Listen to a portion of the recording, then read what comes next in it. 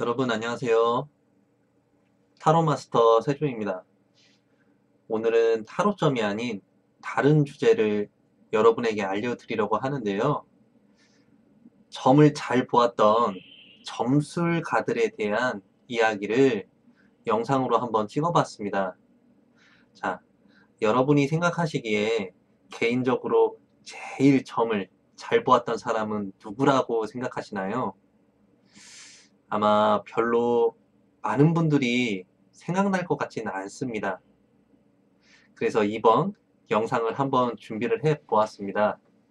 많은 점수가들 중에서 타로 마스터 세주가 뽑은 최고의 점술가. 그 첫 번째는 보시는 것처럼 바로 전쟁의 신 이순신 장군입니다. 예상했던 분들도 계셨겠지만 생소하고 놀라신 분들도 많이 계실 것 같습니다. 제가 이순신 장군님을 최고의 점술가로 뽑은 이유는 바로 난중일기에 나오는 기록들 때문입니다. 임진왜란 7년 동안 이순신 장군님이 쓰셨던 난중일기를 보면 점을 쳐서 그 당시에 어렵고 위태로웠던 상황을 아주 슬기롭게 돌파했던 기록들이 많이 나오는데요. 날짜와 상황과 결과까지 아주 상세하게 기록을 해 두셨습니다. 기록에는 이순신 장군이 직접 점을 본 기록이 총 14회, 그리고 점술가에게 점을 의뢰한 기록이 총 3회, 도합 17회가 난중일기에 기록이 되어 있습니다. 이순신 장군님은 척자점이라는 점술로 점을 쳤다고 기록이 되어 있는데요. 자, 이 화면 보시면 나오죠? 척자점이 어떤 건지. 참 아쉬운 점은 이 점수를 누구에게 전수받았는지, 그리고 정확히 어떤 형과 시기에 있었는지는 알려진 바가 없습니다. 점을 보는 사람 입장에서는 이 부분이 너무 아쉬운 부분인데요. 아쉽게도 이순신 장군님이 사용했던 정확한 점술에 대해서, 점법에 대해서 알려드릴 수는 없지만, 역사학자들이 추론한 가장 근접한 가설 두 가지를 소개해 보도록 하겠습니다. 첫 번째는 윷놀이 할 때 사용하는 유수를 이용해 점을 쳤다는 설이 있습니다. 아마 민속촌 같은 곳에서 한 번쯤은 보셨을 것 같은데요. 육과 점사를 풀이한 해설서를 미리 준비를 해두고 윷을 3번을 던집니다. 그렇게 3번을 던져서 나온 개를 조합해서 해설서에 나오는 점괘를 찾아 점을 보았다는 설이 있습니다. 윷을 3번 던지는데 첫 번째도 도, 두 번째도 도, 세 번째도 도, 이렇게 도가 3번이 나왔다면 해설서에 적혀 있는 도도도의 점괘를 찾아서 점을 보았다라는 게 척자점입니다. 윷으로 본 척자점이고요. 그리고 두 번째는 오각형의 주사위를 사용해서 점을 보았다는 설이 있습니다. 지금 보시는 사진은, 화면에 나오는 사진은 주역점을 볼 때 사용하는 주사위인데요. 방법은 윷을 이용해 점을 보았던 방식과 동일합니다. 사진과 같은 주사위를 3번 던져서 나온 숫자를 조합하여 해설서에 적혀 있는 풀이로 점을 보았다는 방식입니다. 점을 친 이유도 굉장히 다양한데요. 당연히 생사가 오가는 전투를 앞두고 점을 치거나, 그리고 날씨 때문에 점을 치신 경우들도 많이 나옵니다. 그리고 병에 걸려서 힘들어하는 가족들의 건강과 생사가 걱정되어서 점을 치시거나, 이순신 장군의 절대적인 후원자로 알려진 영의정 류성룡의 생사와 안부가 걱정되어서 점을 본 기록들이 나옵니다. 공통적인 것은 이순신 장군의 개인의 이익을 위해서 가벼운 마음으로 점을 본 것이 아니라 그가 지켜야 하는 사람들과 나라를 위해서 생사가 달려있는 점을 보았다는 점이 공통점으로 나옵니다. 자, 척차점을 본 기록은 잠시 후에 자세하게 보도록 하고요. 이순신 장군은 본인이 꾸었던 꿈에 대한 이야기도 자세하게 기록을 해 두셨습니다. 그 난중일기 보면 꿈 이야기가 상당히 많이 나와요. 그리고 후에 어떠한 일들이 일어났는지까지 꼼꼼히 기록을 하셨는데요. 이순신 장군님은 꿈이라는 것 자체를 일종의 메시지, 예언이라고 생각을 하셨던 것 같아요. 실제로 어떠한 사건들을 예언하는 예지몽에 관한 기록들도 많이 있는데 본인이 꾸었던 꿈을 아마 어렵고 힘든 상황을 돌파하는 긍정의 에너지와 자기 암시의 수단으로도 많이 활용을 하셨습니다.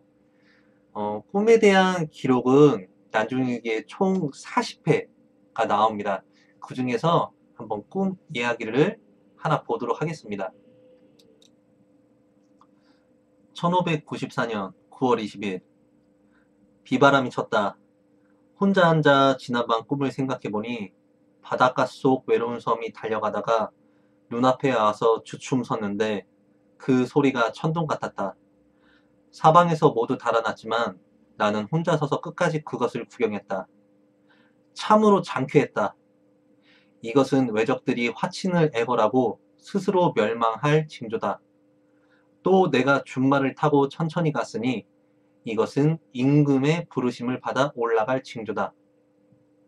자, 이런 식으로 꿈에 대한 기록들이 상당히 많이 나오는데 그 기록들을 보면 꿈을 꾸고 받은 느낌과 감정들을 잘 기록을 해두셨습니다. 그리고 중요한 것은 부정적으로 해몽하기보다는 긍정적인 해몽으로 기록을 많이 남겨두셨습니다.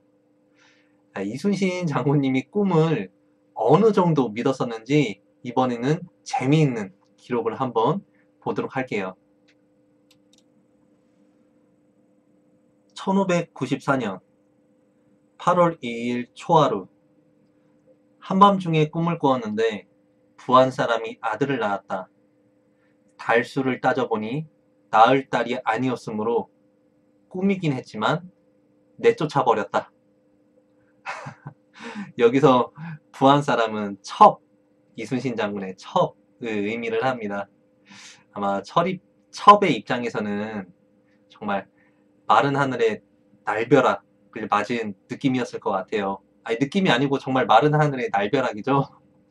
꿈에서 아들을 낳았다고 바람을 폈다고 내쫓긴 일입니다, 이게. 요즘 같은 세상이면 정말 그 친자 확인이라도 한번 해봤을 텐데 이런 기록들을 보면 이순신 장군님은 본인의 생각이나 직감이 절대적이라고 조금 믿으셨던 것 같아요. 자, 그럼 지금부터 제가 왜 최고의 점술가로 이순신 장군을 뽑았는지 척자점을 보았던 기록을 한번 보도록 하겠습니다. 어떤 점괘가 나왔고 그 점을 이순신 장군님은 어떻게 슬기롭게 이용을 하셨는지 같이 한번 보도록 하겠습니다. 1594년 9월 28일 흐렸다. 새벽에 촛불을 밝히고 혼자 앉아 적을 치는 것이 길할지 흉할지 점쳐보았더니 길한 괴가 많았다. 첫 점은 활이 살을 얻은 것 같다고 했다. 다시 쳤더니 산이 움직이지 않는 것 같다고 했다. 흉도 안쪽 바다에 진을 쳤다. 자, 1594년 9월 28일에 나오는 이순신 장군이 점을 쳤던 기록입니다. 첫 번째 점괘는 활이 살을 얻은 것 같다라는 점괘가 나왔다고 합니다. 지금 말로 치면 총은 있는데 총알이 생긴 것 같다라는 말이죠. 아마 전쟁을 치르는 장수의 입장에서는 무기를 얻었다라는 것 자체는 굉장히 길한 점으로 받아들였지 않나 이렇게 생각을 합니다. 그리고 두 번째로 나왔던 점괘는 산이 움직이지 않는 것 같다. 자, 이 점괘는요, 제가 봤을 때는 그 전투 상황에서의 어떤 대치 상황이라든지 아니면 전술을 의미하지 않았나 이렇게 생각이 됩니다.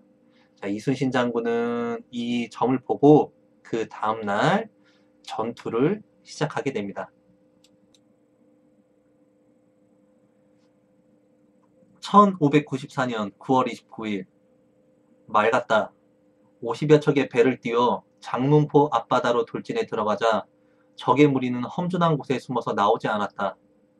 누각을 높이 짓고 양쪽 봉우리에는 보루를 쌓았는데 도무지 나와서 싸우려 들지 않았다. 선봉적선 두 척을 무찌르자 그만 물에 내려 달아났다. 빈 배를 불태워 깨뜨리고 칠천량에서 밤을 지냈다. 라고 9월 29일 일기에 기록이 나옵니다. 자, 전투 첫날 왜적들이 숨어서 나오지 않자 이순신 장군은 더 이상 무리하게 공격을 하지 않고 그 자리에 방어진을 친 다음에 적군이 움직이기를 기다립니다. 그냥 뭐 더 이상 공격을 하지 않으세요. 그렇게 15일이 흐르게 됩니다.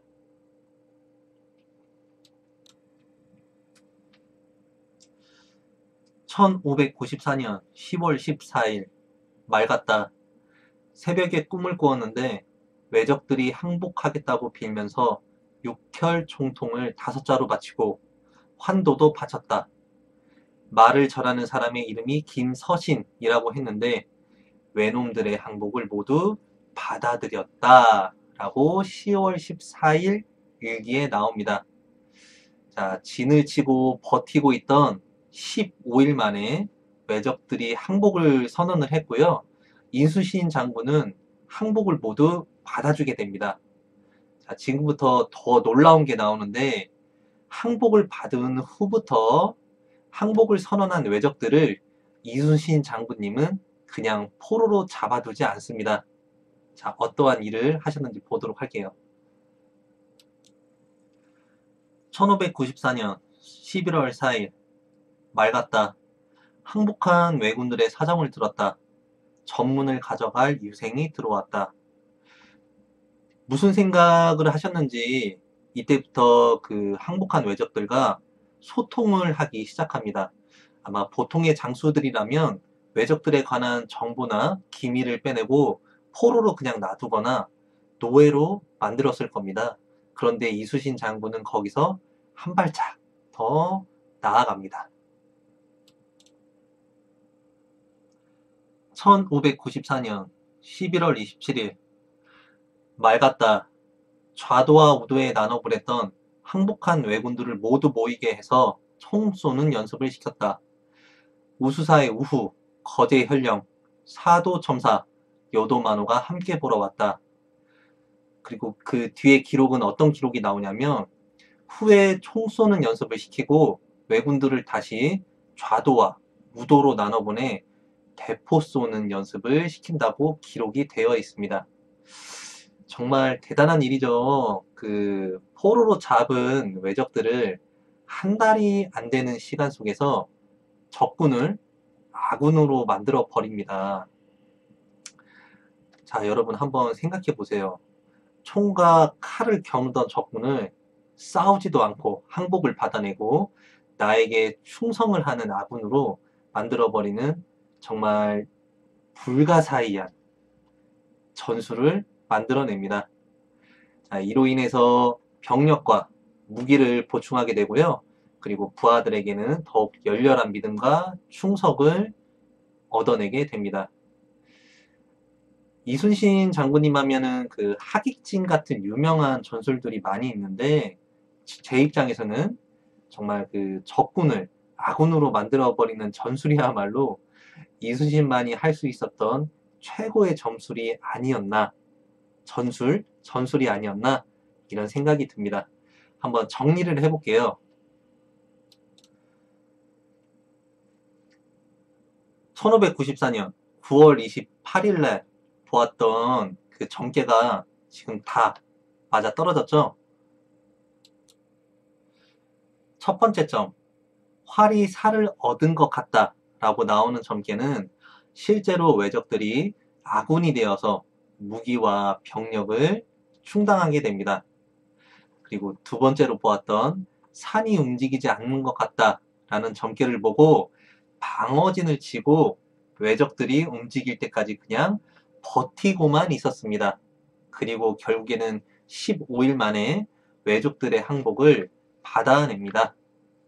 아무래도 왜적들에게는 이순신 장군이 치고 있던 방어진은 넘을래야 넘을 수 없는 거대한 산으로 보였을 겁니다. 자, 이렇듯 이순신 장군님은 점수를 하나의 병법으로 슬기롭게 사용을 했습니다. 자, 이 정도면 전쟁의 신이기도 하지만 점술의 신이라고 불러도 부족하지 않겠죠?